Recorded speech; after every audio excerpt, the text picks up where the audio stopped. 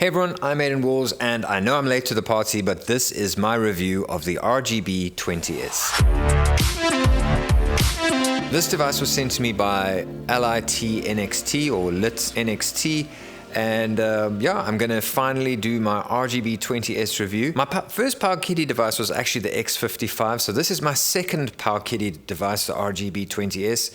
This is kind of a classic at this point. It went viral on TikTok at one point. They did countless amounts of sales on this, and so I'm pretty late to the party, but I would like to just give my 2 cents. If you are a latecomer to the market and you're busy shopping around, I want to give you an in-depth review of this device and what you can expect. You get your USB-C, and this one is the, I think it's, oh, hang on, I thought it was the white one. This is the black one, which is just quite rare at this point, but that is very nice.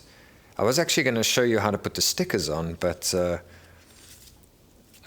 another company sent me the orange one, so I'll show you how the stickers look on that one, because I think I'm going to leave the stickers off this.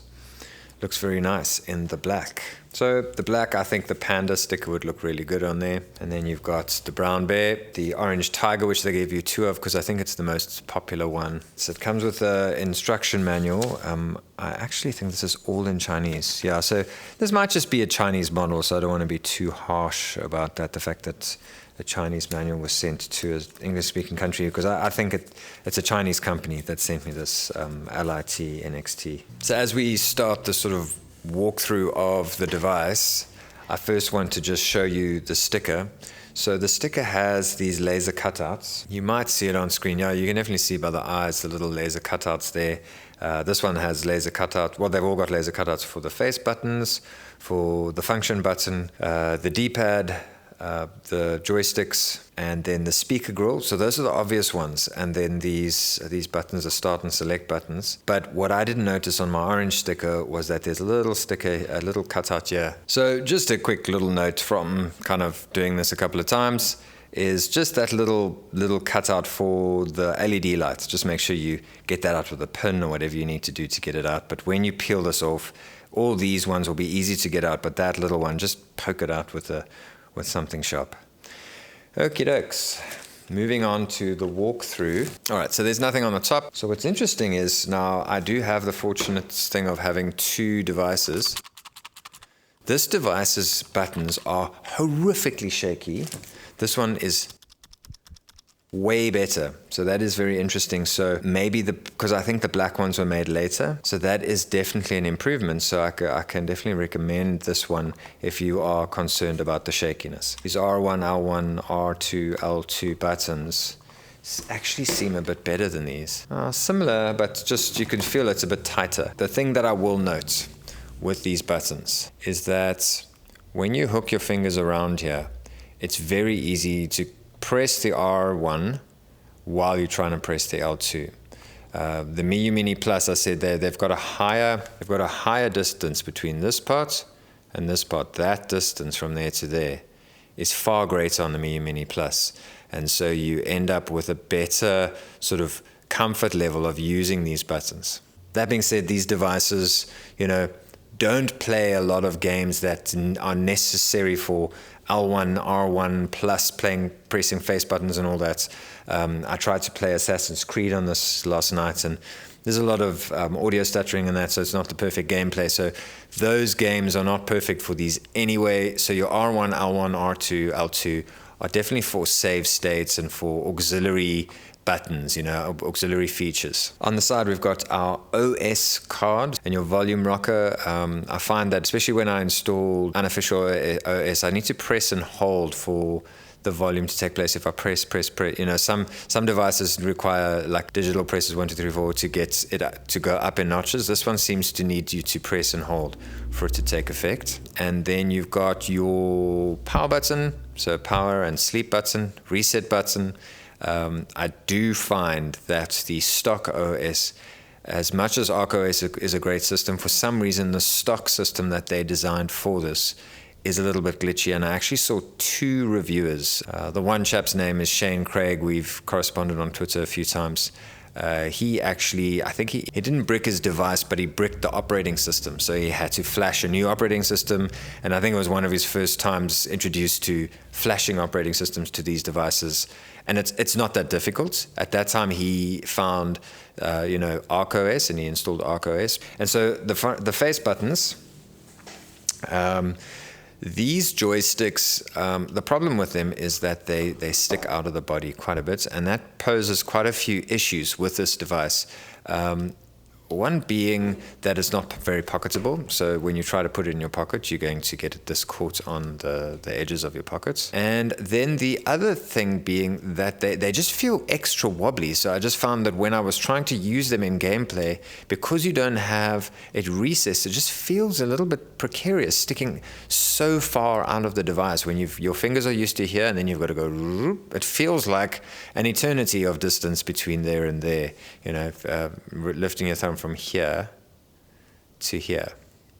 And so, that definitely does pose an issue, having these joysticks sticking so much out of the device. Speaker grill, fantastic. So when I just don't understand why devices like my RetroArch Pocket 3 Plus, why the speaker grill is at the back. Having a speaker grill facing forward just makes sense. And so this audio, as crappy as the speaker might be in this device, this audio is fantastic. And then you've got your start and select buttons, nice little clicky buttons there. This return button, which I actually haven't found a purpose for on any of the operating systems, so the only purpose it fulfills is to make a smiley face. And then the buttons for a device of this caliber, the RetroArch Pocket 3 Plus is the same problem with like tiny little action buttons. But the travel is good. It's got a nice sort of firm membrane. I've been enjoying playing with this, and this D-pad is also very nice. So I do enjoy it, but obviously the big thing that people talk about with this particular device is the layout. I do find I cradle the device like this. I have my fingers like that, and I cradle the device like this. And then my thumbs are free to roam around, and I have found that to be the best way to play this device, because the D-pad and the action buttons are so far at the bottom. And as much as I'd like to say it's not an issue, it really isn't ideal. They needed to be here. That would have been the perfect. My fingers automatically, when I pick up this device, I start moving the joysticks around. So I navigate the menu with this joystick, and it just doesn't feel as direct as using the D-pad. And so the D-pad and the action buttons are in the wrong place. It's just that simple. And I think they might have done it for the purpose of the stickers. Maybe they didn't. Maybe there's some other reason. But anyway, it just is the wrong layout. Okay, so let's quickly just power it on. This device is straight out the box. I actually haven't unboxed this device. I've done all my testing with the orange one. Okay, so before we move on with the video, I'm actually going to just give you the two standout features of this device. So if you are shopping around, this is the spot to quickly watch this part and then move on with your search if these are not the things you are looking for. So the one thing that stands out for me personally is the screen. In this price bracket and in all the devices that are available, this is a lovely screen. It's comparable with the RG351V from Anbernic. It's a bigger, bulkier device. I would say it's on par, if not better. It's a lovely, bright, vibrant screen. As you can see, see the pictures that are being rendered on the side here. It really looks good, and all the games I've played look great in it. So the screen is definitely a standout feature in this price bracket. And then the other thing really is the fun face stickers. There isn't really another device out there that does this. And so my conclusion to this video is going to be that, there are some devices out there that are maybe a better purchase. In terms of like Powkiddy's own RK2023 is probably a better purchase than this, because it's newer with the newer chipset and all that kind of thing. But these face stickers just make it, and the fact that ArkOS, and I'm going to talk about how I'm not a big fan of this ArkOS build overall, but it is a device that you can just pick up and start playing, and you put that sticker on. It's a great gift for a kid. So for my son, when these arrived, I set up the orange one, or actually just switched it on and gave it to him to play some Pokemon. It was a great just device. He enjoyed it immediately. So that, I think, are the two standout features. A lovely screen, and it's immediately enjoyable, especially for kids. I think it's a fun little device for kids, especially with those stickers. I'm going to, this is not on my notes actually, but I want to just jump straight into it, is a lot of people say to me, can I not just use StockOS? Yes, you can. I am a tinkerer, and I probably did cause more issues than I needed to by playing around with it. But like I say, Shane Craig, a few other reviewers have had issues with this operating system by almost, Shane Craig said he bricked the device, but what he actually did was he bricked the firmware. So he had to flash ArkOS, he had to go look for it and flash it onto here. I think he had to use the 351MP, which this is a clone of the Anbernic RG351V. I think he had to use that ArkOS build, or there might be a RGB20S build, I'm not sure. But what is nice about this device is that Unofficial OS, which is a rebuild, a repackaging of GelOS, is available for this, and it is supported by Unofficial OS. It's a community-based OS developed through Retro Handhelds and by Retro GFX. So there is another OS alternative out there, but to answer the question, can you just use the stock OS and just use this device? And the answer is yes. ArkOS is a wonderful front end for emulation, and it comes preloaded with a bunch of games, so you can literally just buy this for a kid for Christmas. They get it, the fun of putting the sticker on, and they can go off and play. So there we go, we're done. And then the next thing I want to point out are the critical issues with this device. My thing about this device is that it rattles too much, but like I noted when I unboxed this, that's just a rattle test there, and the slapping is the cable against the table. But this is the orange one. And I think they fixed the button. So Powkiddy tend to do this. They just kind of tweak the device, as per like users' complaints, like that's the 18S. They're the first T618 device. It's a clamshell device that they developed, and I never tested it, but according to reviews, the first iteration was horrific. And they immediately just released an upgraded one with better buttons and all these sorts of things. So Powkiddy, as sketchy as they sometimes are with quality control, they do address those sort of things. So even though one of my critical issues is rattly buttons, they have fixed it with this black one. And then, as I have mentioned, one of the critical issues is that some reviewers have reported, and there are Reddit things which you can't read anymore because Reddit have changed everything, but there are Reddit entries that talk about how they try to do a few things and the next thing ArkOS would no longer work. So there's something about the build that they did for this that's a bit sketchy. Maybe on these newer ones, maybe on this black one, it's not going to be an issue. I'm actually going to leave this on and test it for long term, and maybe I'll make a video about it in the future. So I've got the two to test, one with Unofficial OS and the one with ArkOS. Okay, and so that is a critical issue. If you might want to consider just putting on a third-party operating system. And then the button layout might be a deal breaker for some. I think for sort of hardened retro gamers, not that we're a hardcore group of people, but I think for anyone who's into this and is buying this as for nostalgia about a Game Boy, you're going to really be frustrated with these because it really is in the wrong position. That is just a comfortable, if you put that in your hands like that, it's so well balanced, and then you're like, cool, my thumb should go here. Wait a minute, those are the wrong things to be doing things. So the layout really is frustrating. It's the main complaint I have about this device. And then the thing that really surprised me, so this device is not super cheap. It is relatively affordable. But the thing that surprised me, it doesn't have Wi-Fi. And so I've got this dongle here, which I got with my RG351V.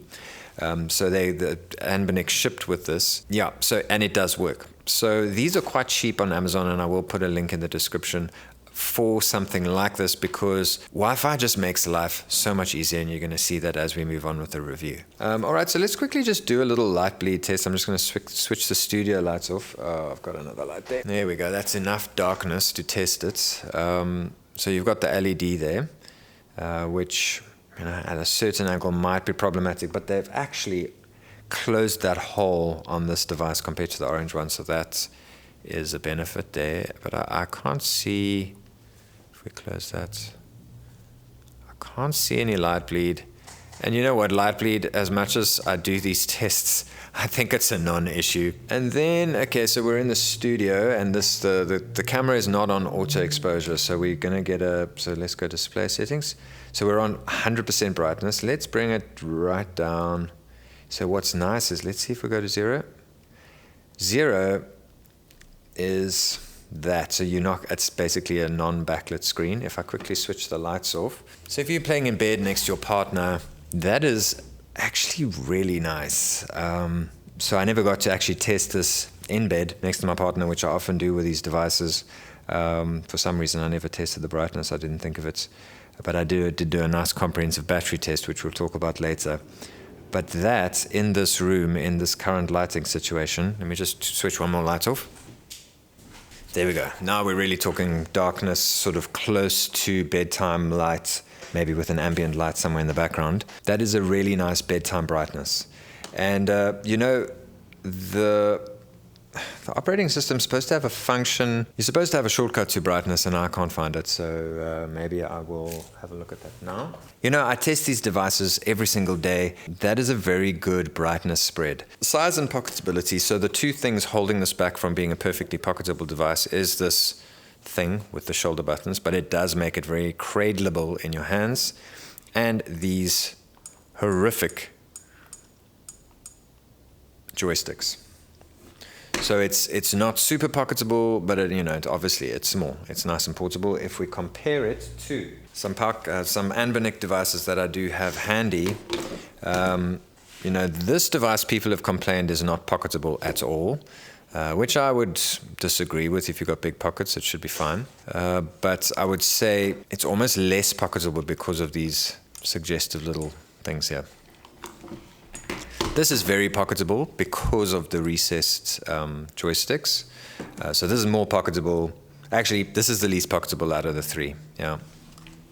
And then, you know, my build quality rating, I told myself to give it a quality rating out of 5, and I said the orange one is a 2.5. I would bump this up to a 3, purely because they've fixed the shoulder buttons.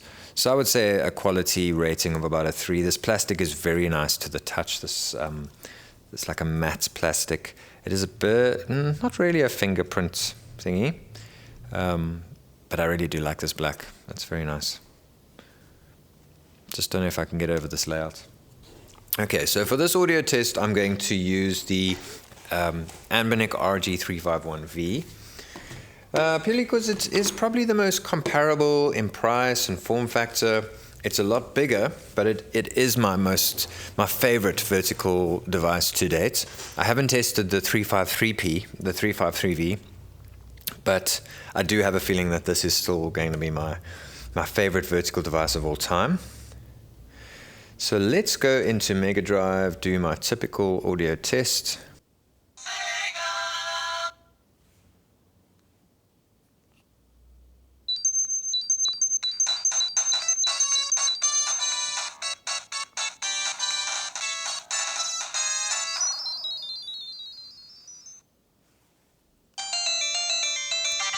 Okay, slightly muffled sound, I would say. Let's give this one a go, because playing this yesterday I was actually quite surprised by this front-facing speaker. Let's just give it a bit more of a... There we go.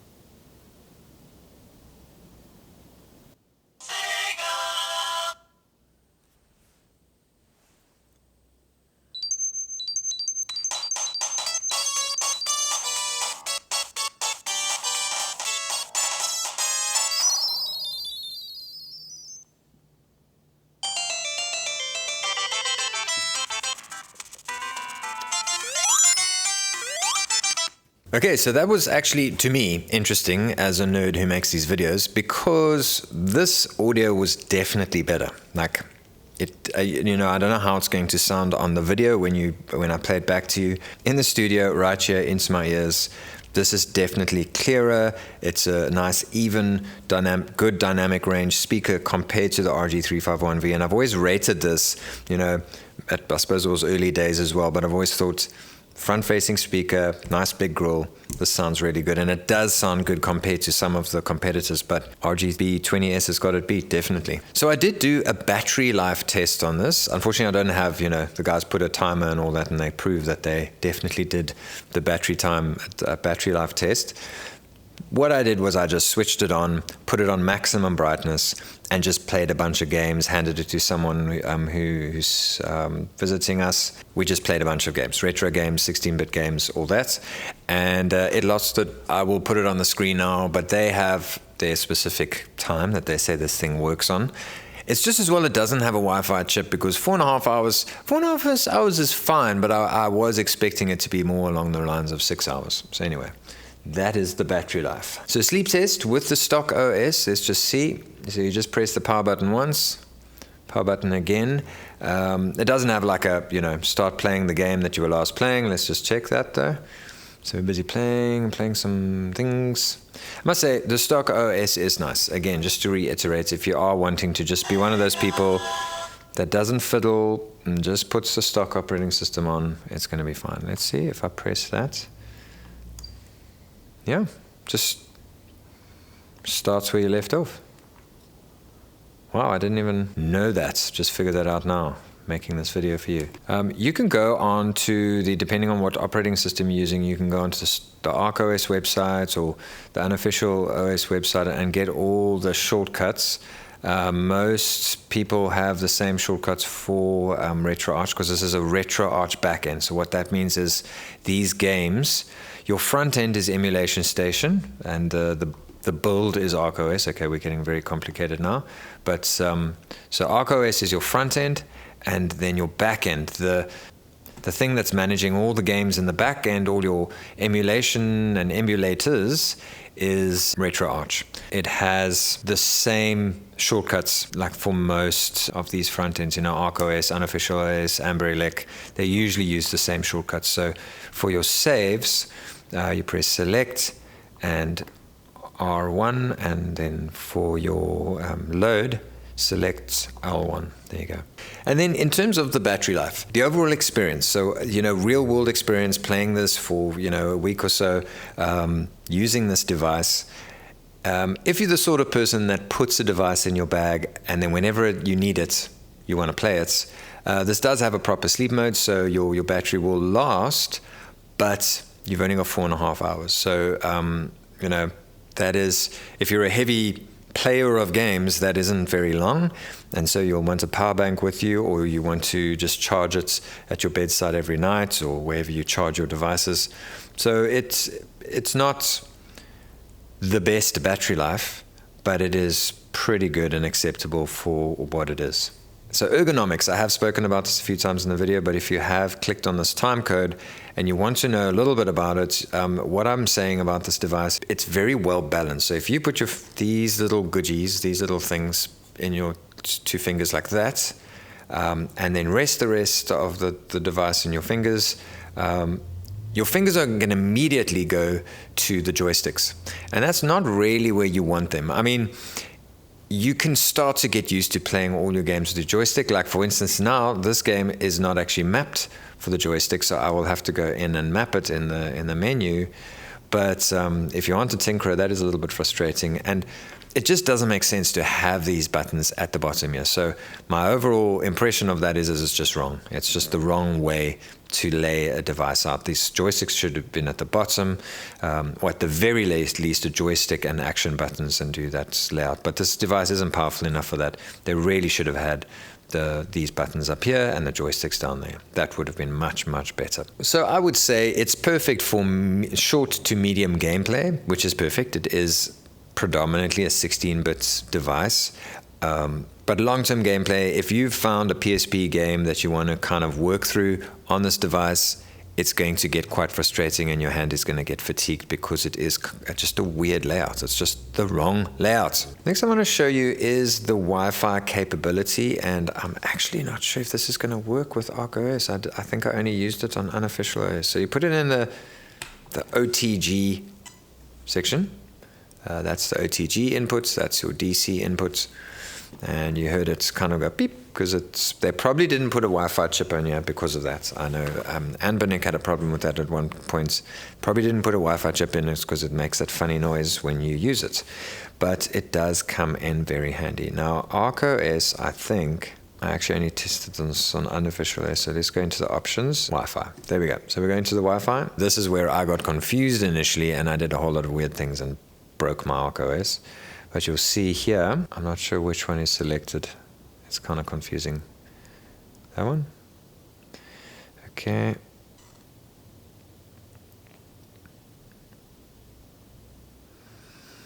Okay, so it has tried to connect to Webrew. It's got a play sign next to it, so I'm guessing we are in business. Okay, so now I want to go in here. It's a little bit disconcerting because I don't know if I'm connected now. I suppose the best way to check is to use some of the Wi-Fi features. Scraper ratings, the games DB. We were busy with Mega Drive, so let's go to Sega Mega Drive. There, so we've selected Sega Mega Drive, and let's click Start, and let's see if this works. Yep, so it is working. So our Wi-Fi is connected.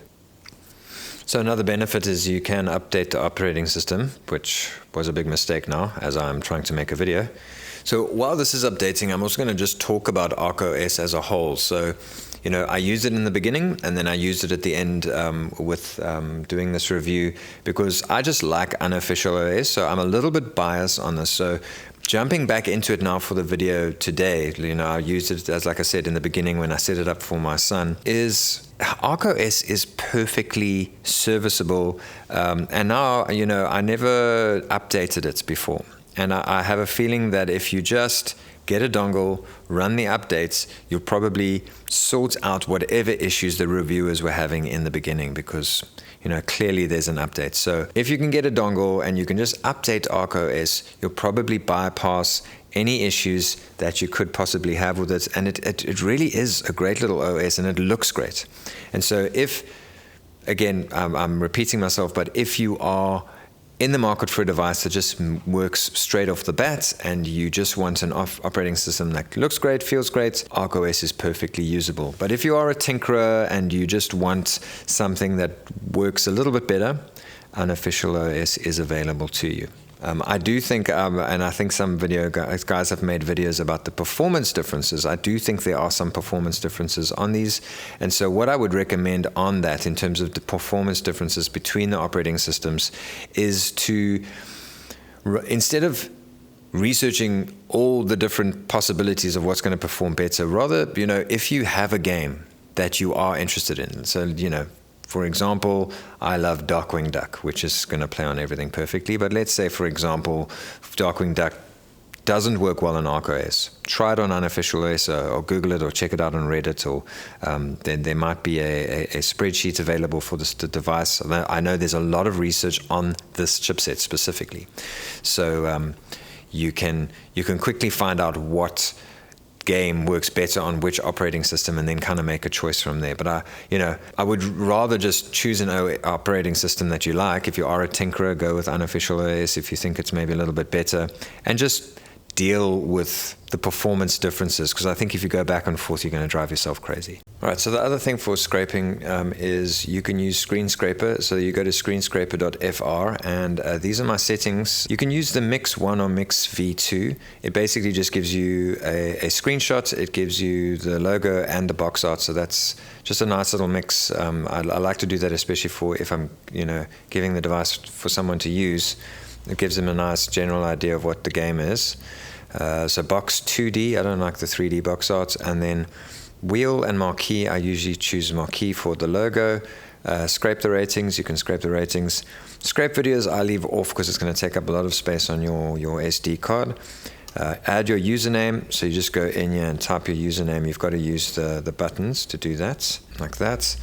Add your password and say scrape now. I am going to do the just a PS1 because I know it's not too many games, so I can show you what it looks like. And starts. So we still got our dongle in, so we can do all these things. But because this is a non-Wi-Fi device, I mentioned there's no retro achievements on this device, but because you're not going to sit with your dongle, Wi-Fi dongle on here the whole time, so retro achievements isn't, that relevant to this device.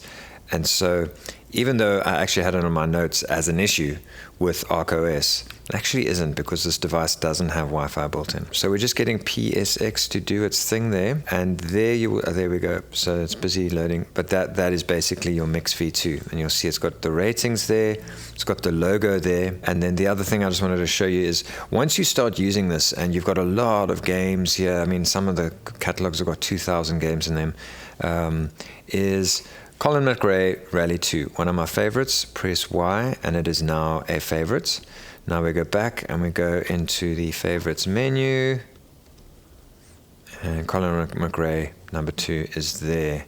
There's a whole lot of other favorites here that they've chosen that they think people would enjoy.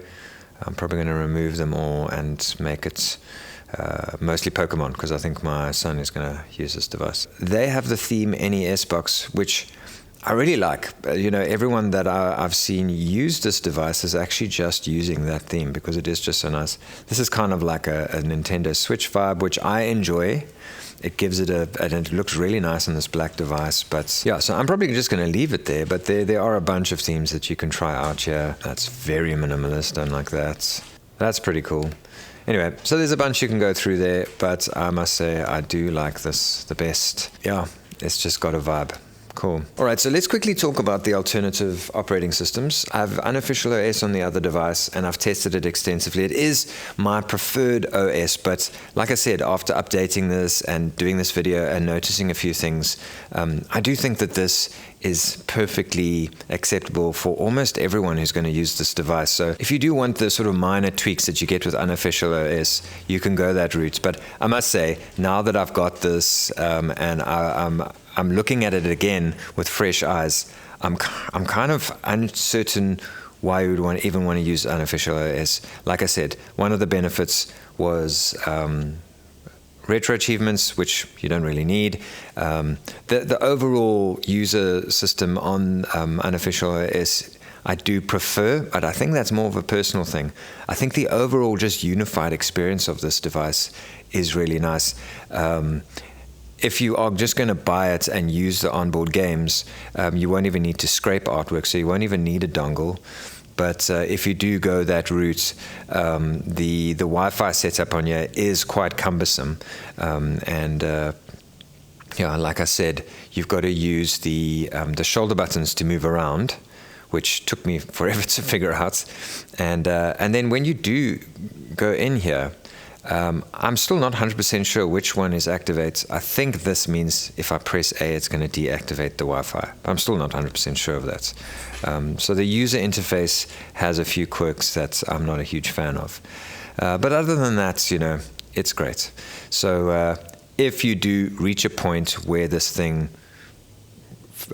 bricks, or just, you know, you break the ArkOS for some or other reason, there's always Unofficial OS, and I'm going to give you a quick crash course on how to set up Unofficial OS. I did try to install AmberElec because this is a clone of the Anbernic RG351V, and so I tried to install AmberElec, but at some point the screen was just black, so there must be something to do with the screen. There must be a little tweak in that OS, and it just didn't work, which is a common issue with, you know, trying to flash OSs to clone devices. Well, not a common issue, but you often get that. So I'm going to put my Unofficial OS SD card in here, and the first thing to note, okay, this is a 32 gig, which I actually would recommend. With Unofficial OS, I would recommend a 16 gigabyte card. The reason for that is because Unofficial OS only allows you to move ROMs over via Samba, which it's just fiddly. So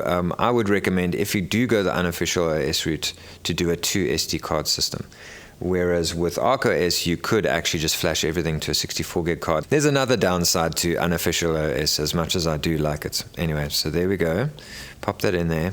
And I'm quickly just going to explain how you do it. So you go, I'm going to put the link in the description or in some written notes on my website. And you go to Unofficial OS websites, download the file. You'll need 7-zip to unzip that file.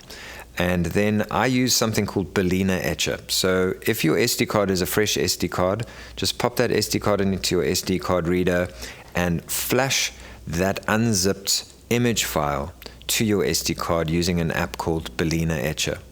Now, once that's done, you're basically done. You just pop that card back into your device, make sure that your ROMs card isn't installed, or you can install a blank card and it should populate that card with the necessary folders. Put those cards in, start it up, and everything should work. Then, like I said, it should populate this card. Oh, I got the 128 gig version. So it should populate that card. If it doesn't, you can use this card that you got with your ArkOS device with Unofficial OS. And so again, if it doesn't populate it, you can just use the folders that are on this SD card. Worst case scenario, you go to UnofficialOS websites and you just get the folders and do it yourself. If you do that, remember to put your BIOS files. BIOS files are just files that make these games run, files from the original hardware.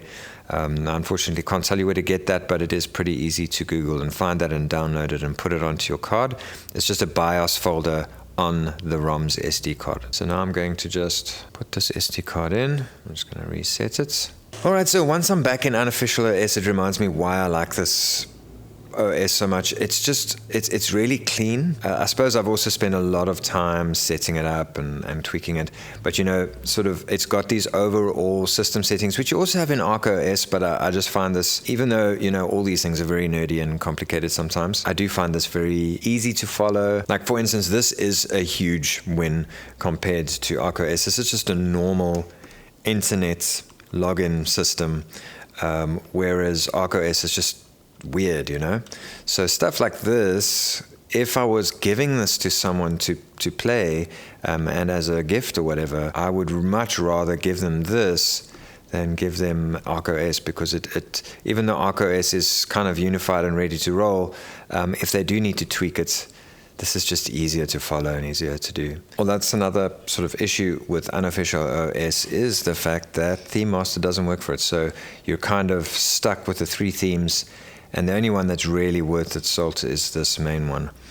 So if you are into themes, then this is going to be a disappointment, but I do like this one. So if you go into your in-game settings, you can actually use retro achievements. You can go in here and put your password in and all that. But like I say, it's not really useful with the dongle. So, but if that is something that you were interested in, Unofficial OS does have that available to you. And then I wanted to talk a little bit about performance. I was going to do, I told myself I was going to do an extensive test, and then I realized, this is an aging chipset. So this is the RK3326. It's from the likes of the 351P, the 351 series, the famous 351 series, the 351MP, which was their metal device. And there's just many devices that came out with the RK3326 chipset. So if you Google RG351P compatibility sheet, this device was so well supported and has the same chipset, and so gameplay is going to be very similar in terms of performance and what you're going to be able to do with it. In a nutshell, everything from Game Boy all the way up to PS1 is going to play flawlessly, and that's what's nice about this is it plays those games flawlessly. Like for instance the RG35XX from Anbernic that came out as a budget version of this, and in the beginning it actually struggled with a few games like SNES and PS1. That's been sorted out, but this thing is going to handle that easily. And then they have at an N64, I think they've put quite a few N64 games on here, but they're not going to all play perfectly, but they will play. Nintendo DS, I've tried. It's spotty at best. So you can go through and see which Nintendo DS games work. NES obviously is going to be fine. All of these are going to be fine. Your PlayStation is going to play really, really well. And then I was surprised that some PSP games work. Assassin's Creed played with a little bit of audio glitching. So you're going to get a few games here and there that work well. But if you're looking for a retro gaming device that plays 16 bits and a little bit of PS1 and a bit of Nintendo 64, this is definitely going to work very well. I like the fact that it's got Famicom in it. But yeah, in terms of performance, it is what it is. So it's in 2023 to be talking about an RK3326 device is a little bit of a misnomer. Like, why are we even talking about this? But the thing is, they brought this device out late, and it is a lovely little device, especially with the, I don't think there is a vertical device with this chipset with joysticks. So that's just a unique little point about this device. And, a lot of the games can be used with this. I play, Sonic with the joystick. It works quite nicely. But yeah, as I've mentioned many times in this video, it's not an ideal layout, especially for the chipset. Okay, so major competing devices. We are in 2023, and there are plenty of competitive devices to this. The RG353VS, which is the single operating system Anbernic device. I haven't tested it, but it is, I think it's only $10, $12 more, and you're getting a lot more for your money because you're getting a faster chipset, you're getting that Anbernic quality of build, and so definitely worth looking at the RG353VS compared to this. I've showed you the RG351V, which is one of my favorite devices that I've tested to date in terms of this sort of era. So this is also the same chipset. And so this is probably the closest competitor you're going to look at. It's much bigger, it's better built, but I can also put AmberElec on here, which I really like. AmberElec is so easy. You flash it to a card. I've done a one card setup here, and you just pop all your games onto that single card. So the RG351V, definitely a very strong contender against this device. Then you've got Powkiddy's own 2023, which I think is the closest competitor. I'll put the prices on the screen now. The Powkiddy 2023 was released this year. Again, another device that came with a slightly older chipset, but sought to create a budget kind of final say on that chipset, and so that's worth looking at. And they've just released a Wi-Fi version of it, so that's definitely something to look into. I know that's a horizontal device, but it is a very strong competitor against this device. And then we've got the RG353PS, which is the budget version of the RG353P, which I really like, even though I mentioned earlier in the video, it's not the most pocketable device, but it is a really nice device. It's really well made. It's got the joysticks. It's got a decent screen. So the overall value proposition of the RGB20S, we are talking about a heavily aging device, but it got it gave the RK3326 chipset a second life in that it went viral on TikTok. Like I said, they've improved the buttons here, and that probably was, with all those sales, they were like, how can we improve the device? And they made a few tweaks on it. And so this black one is quite nice. But, if it's on sale, it's probably worth it. But if it's full price, I definitely would check out Powkiddy's very own RK 2023. I'll put some of the specs on the screen now because it just is a worthy contender. It's a really nice, small, affordable device, and it's going to play more than this, and so check out reviews on that device. I haven't tested it, but it definitely is worth a look. The RK 2023 also ships with Jealous. Jealous is the original version of Unofficial OS that I've been talking about in this video, and they actually shipped with that. They developed GelOS for the RK 2023 with the Jealous guys, and so that's really nice that it comes with a really decent operating system straight off the bat. I mean, there's nothing wrong with the ArkOS like we've discussed, but Jealous definitely is a bit more streamlined and easier to use. But then my last comment about this is, if you are shopping for a child and you're looking for a Christmas present, one of the unique selling points of this is that it's the only device that comes with this little sticker. And I remember, the early days of watching Retro Game Call, he went on and on about the sticker, and I thought, for goodness sake, it's just a sticker. But it does, it gives it a unique selling point, because now when you're shopping for Christmas for a little device for someone, like for instance my son, I asked him, do you want this one or this one? And even though this one rattles and it's not as nice as the black one, in my opinion, he wants this one because the tiger looks cool on the orange. So it definitely is a selling point. So if you are shopping for Christmas for the end of 2023, and your child doesn't mind that it only plays the olden day games because for some reason they've gotten into all these retro games, then this is definitely a worthy device to consider.